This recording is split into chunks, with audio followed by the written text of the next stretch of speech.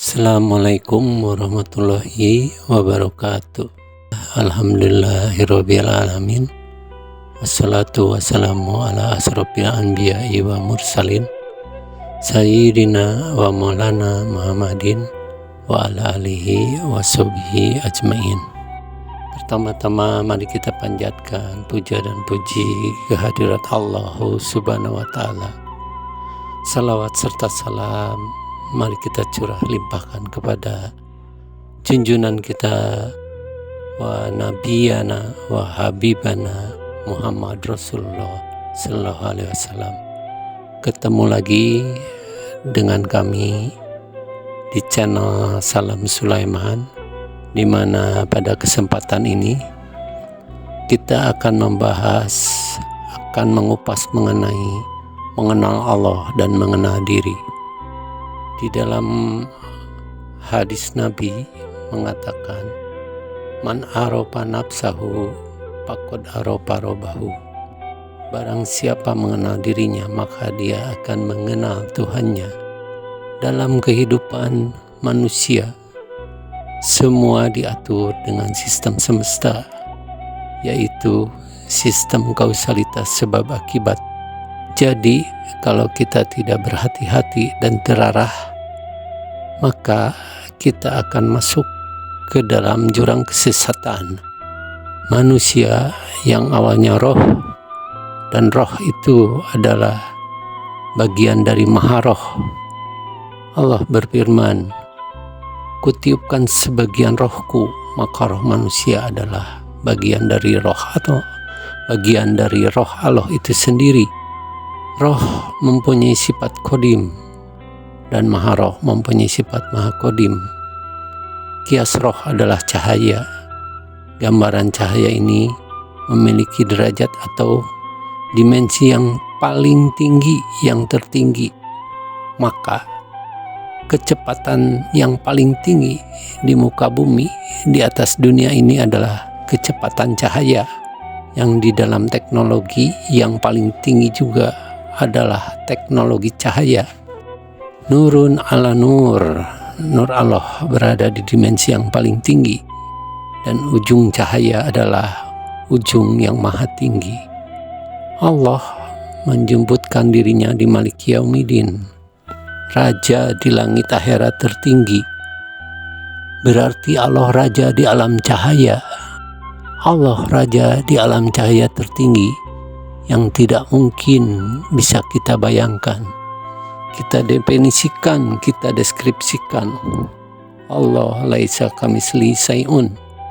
Akan tetapi pada kenyataannya manusia terlahir ke dunia sebagai badan kasar, terlahir ke dunia sebagai badan jasmani yang awalnya di alam ruh dan tidak berjenis kelamin, tidak pria, tidak wanita, juga tidak waria, menjadi wujud jasmani yang tergambarkan, terbatas berjenis kelamin, dan menjadi relatif terikat ruang dan waktu.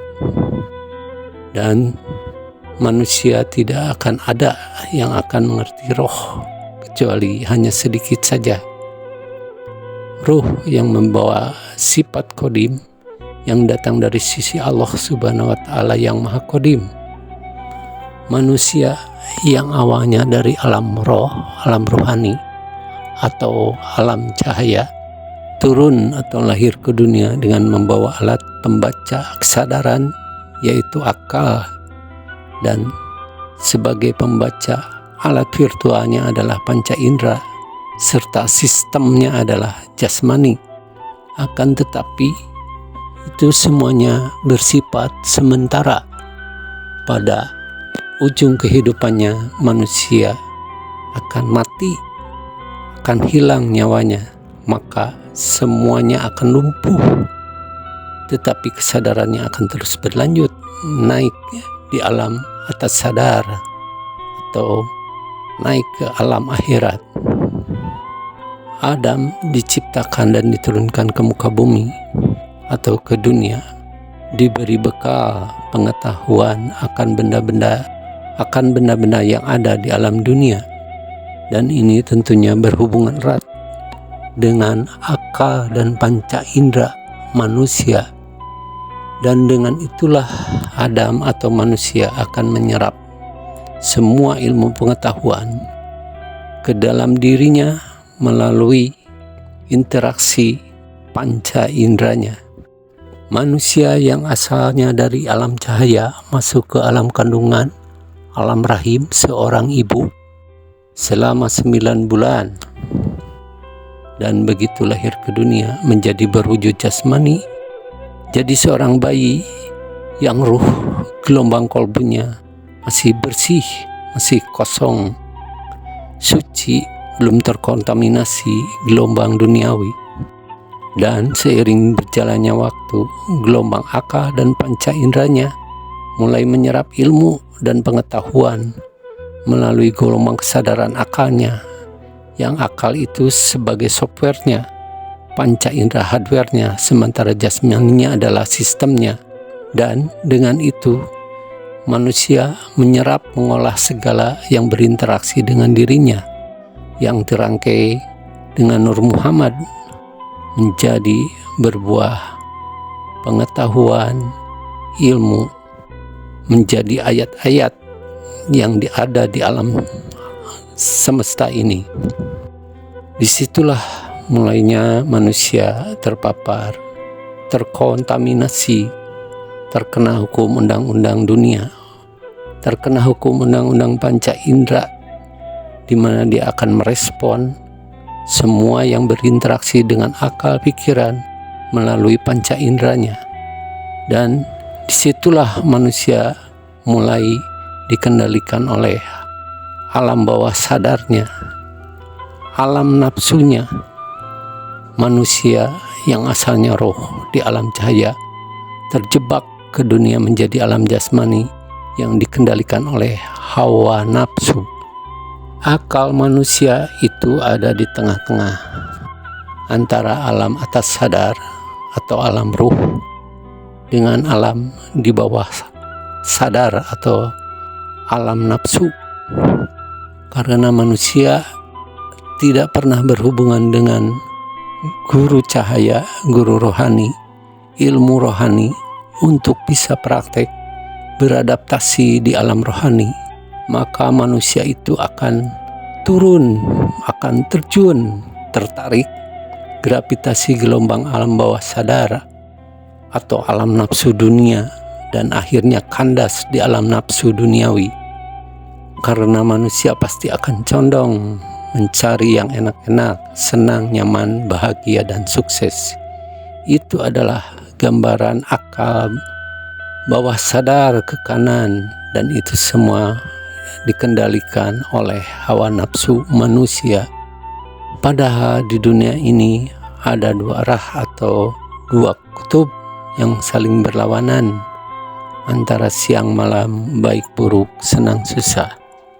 Akan tapi manusia akan condong kepada yang enak-enak, yang bahagia, senang, nyaman, condong memilih ke satu arah. Nabi mengatakan bahwa jihad yang paling besar adalah jihad melawan nafsu dirimu sendiri.